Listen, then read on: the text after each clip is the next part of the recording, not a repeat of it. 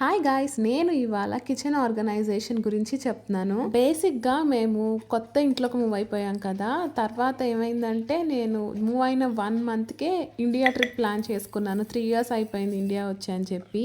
అప్పుడు నేను ఈ స్పైసెస్ జార్స్ ఆర్డర్ పెట్టామన్నమాట అమెజాన్ నుంచి. ఇంకా టైం లేక ఇండియా నుంచి వచ్చాక ఇప్పుడు టైం కుదిరేసరికి నేను ఇలా ఆర్గనైజ్ చేసుకున్నాను. నేను ఇలా చిన్న చిన్న జార్స్ తీసుకున్నాను అనమాట.